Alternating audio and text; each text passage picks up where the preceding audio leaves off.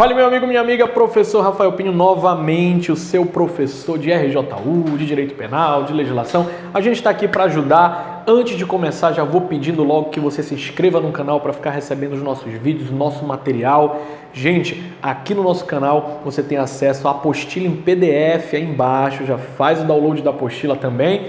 E claro, deixa aí o teu like para ajudar cada vez mais o canal a crescer e empenhar aqui a equipe a sempre trazer o melhor para você, tá bom? Vamos falar do que hoje, professor? Vamos dar continuidade ao nosso vídeo sobre RJU, né? Nosso vídeo 3, se eu não estiver enganado, da Lei 5.810 de 94, agora falando sobre penalidades e sindicância, beleza? Então, o artigo 183 do RJU, ele diz assim: são penas disciplinares, tá? A repreensão, a suspensão, a demissão, a destituição de cargo em comissão ou função gratificada e a cassação de aposentadoria ou disponibilidade. Primeiríssima coisa que eu sempre aponto para os meus alunos: cuidado, RJU do Estado do Pará não tem advertência, é repreensão, ok? Primeira coisa para prestar atenção aí dentro do nosso estudo, tá bom? Tá, professor, beleza, mas quando que eu vou saber que é repreensão? Quando que eu vou saber que é suspensão? Quando que eu vou saber que é demissão? Então, a repreensão ela vai ser aplicada no caso de faltas leves. A suspensão no caso de faltas moderadas ou reincidência na repreensão e a demissão no caso de faltas graves, ok? Então, a primeira lógica da coisa que você tem que ter aqui é a seguinte: se o indivíduo pratica uma falta leve, ele vai ser repreendido. Se o indivíduo pratica uma falta moderada, e aí é que está o problema, o RJU não estabelece um parâmetro para a gente saber o que seria uma falta média, uma falta moderada. Então a gente acaba que considera o quê?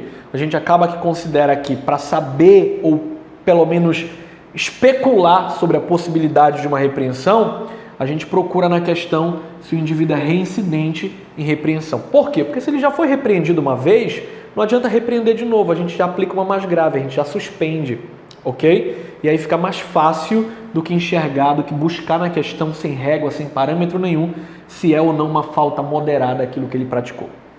E a demissão, obviamente, por sua vez, situações de faltas mais graves, tá bom? A repreensão, ela sempre será aplicada por meio de portaria, ok? A suspensão também por meio de portaria e a demissão é a única que especialmente é aplicada por meio de decreto, ok? Então o RJU do Estado do Pará, preste bem atenção, eu não estou falando de RJU da SEDUC, do RJU do Ministério Público, porque não existe o RJU de cada órgão. RJU é Regime Jurídico Único do Estado, é a aula de hoje. Então nós vamos considerar o quê? Que existe uma lei maior denominada de RJU que regulamenta essa situação dos estatutários em âmbito estadual, sem, claro, prejuízo algum para esses órgãos mais diversos, secretarias, autarquias, o que for, ter a sua lei mais específica para regulamentar as situações mais pontuais dentro dela, ok? Então, regra geral é RJU. Quem repreende é a autoridade máxima do órgão mediante uma portaria. Suspensão, mediante portaria também. Tecnicamente falando, seria a autoridade máxima do órgão. Já a demissão tem nada a ver com a autoridade máxima do órgão. Se a gente está falando do RJU estadual e a gente diz que a demissão é aplicada por meio de decreto, é óbvio que seja o decreto do governador do Estado do Pará. Perfeito? Então, muito mesmo importante observar isso aqui.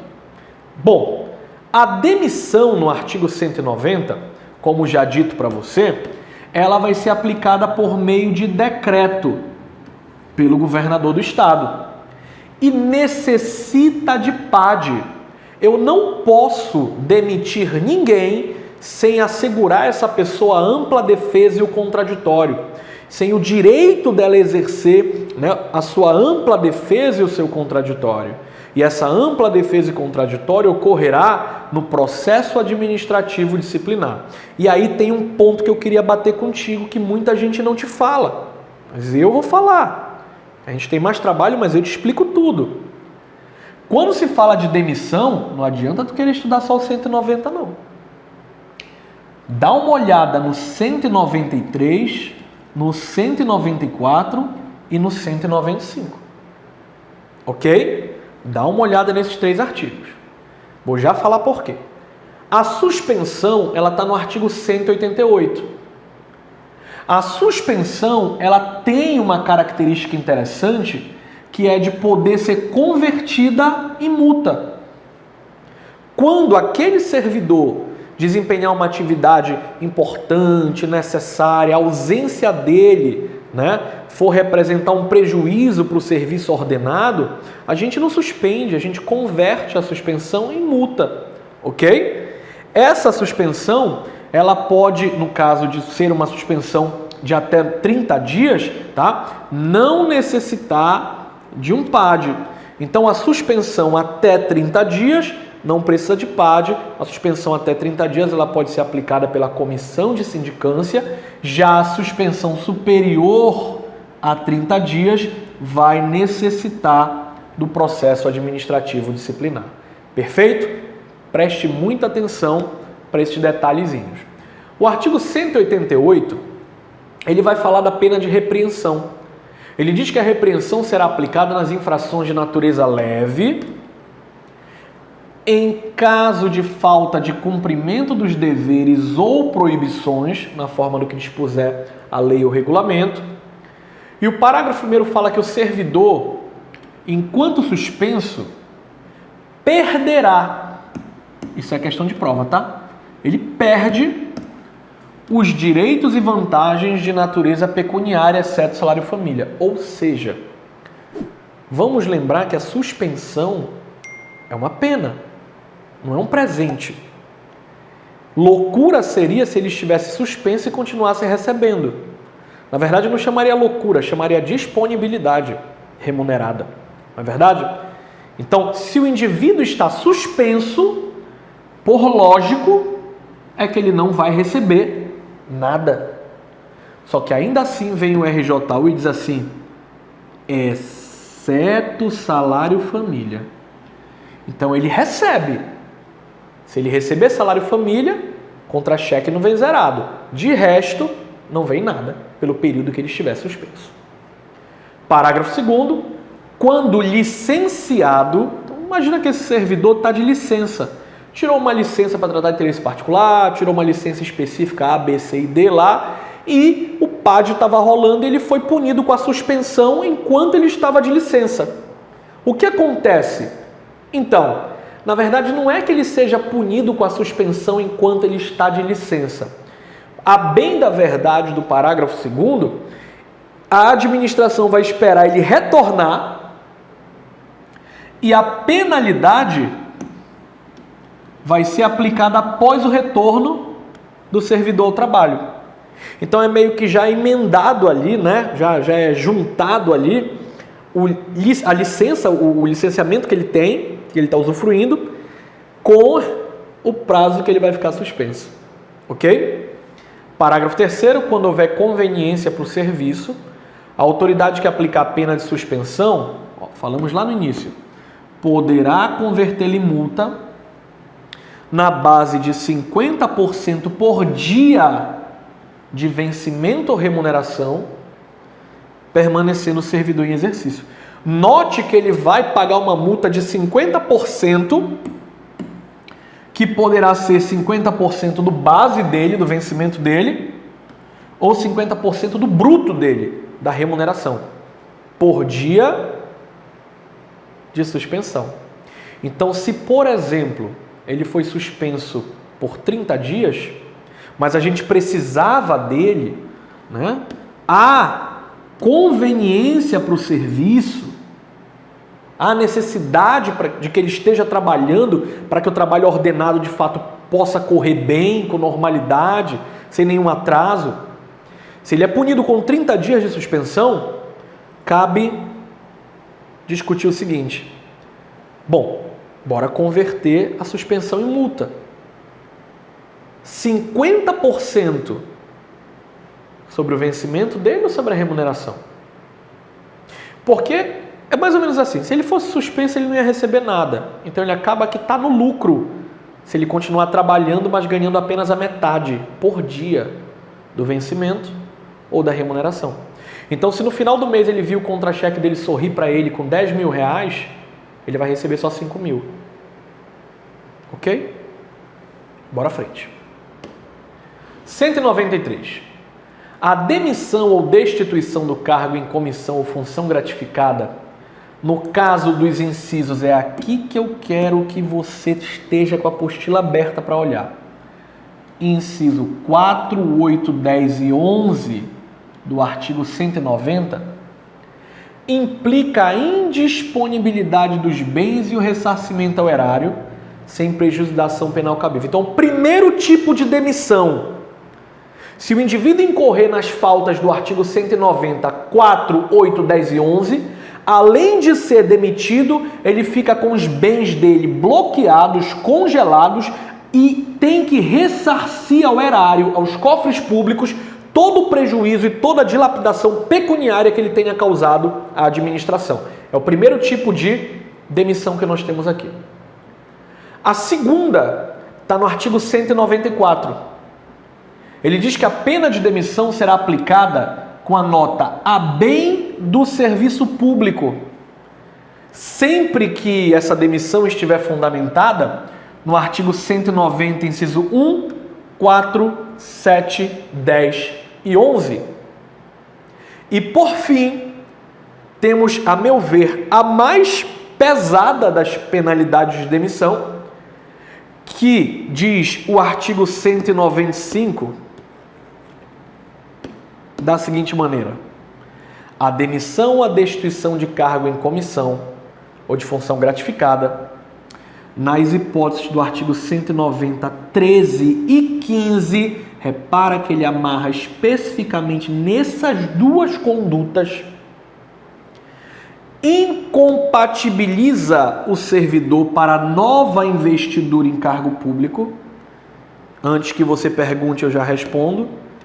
Estadual, pelo prazo de 5 anos. Ou seja, se ele for demitido daqui sob o fundamento do artigo 190, 13 e 15, tá? Ou só o 13 ou só o 15, amanhã, se ele quiser tomar posse em um novo cargo público que ele tenha passado num outro concurso público, ele não vai poder. Ele vai ficar por 5 anos incompatibilizado para nova investidura em cargo público estadual. Professor, então quer dizer que se ele prestar um concurso federal municipal, note, ele diz estadual. Perfeito? Maravilha. Então, como falei lá no início, tá? Muito importante saber que tem 3 tipos de demissão. Essa e a do 195. As pessoas pensam que a demissão é só demissão, né? Não é. Artigo 190. A pena de demissão será aplicada nos casos de: inciso 1, crime contra a administração pública. 4, improbidade administrativa. Está vendo que eu coloquei os principais aqui, tá? Improbidade administrativa. 7, ofensa física em serviço ou a particular, salvo em caso de legítima defesa própria ou de terceiros. Aplicação irregular de dinheiro público, inciso 8. Inciso 10, lesão aos cofres públicos e dilapidação do patrimônio estadual. 11, corrupção. E as piores, 13 e 15. 13, lograr proveito pessoal ou de outra pessoa, valendo-se do cargo em detrimento da dignidade da função pública. E 15, atuação como procurador ou intermediário junto a repartições públicas, salvo quando se tratar de benefícios previdenciários ou assistenciais, aparentes até o 2º grau e de cônjuge ou companheiro. Como que chama essa conduta aqui do inciso 15? Chama advocacia administrativa. É crime e está previsto lá no nosso Código Penal. Ok?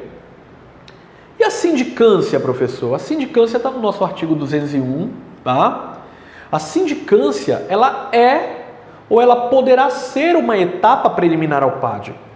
O que eu preciso entender? Eu preciso compreender que, em alguns casos, eu não vou precisar da sindicância. A sindicância ela é discricionária, é facultativa. Diferente do PAD, né? Ó, eu posso ter uma sindicância que me leva ao PAD. Eu posso ter uma sindicância que chegaram à conclusão que não tinha nenhuma infração a se apurar, arquiva-se tudo ali e não tem PAD. Assim como eu posso, de cara, desconsiderar a sindicância e já entrar com PAD. Então a sindicância é ou poderá ser uma etapa preliminar do PAD.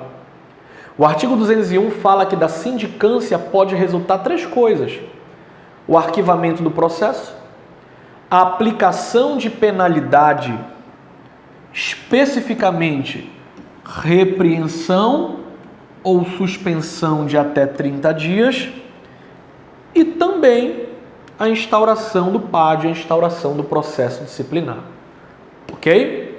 Parágrafo único. O prazo para conclusão da sindicância não excederá 30 dias, podendo ser prorrogado por igual período a critério da autoridade superior. Note que o prazo da sindicância ele é bem pequenininho. A sindicância é uma investigação preliminar apenas para a gente apurar de fato se existe razão e se de fato aquilo que o indivíduo está sendo acusado, né, a conduta que está sendo imputada a ele, realmente possui indícios de ter ocorrido. Artigo 202.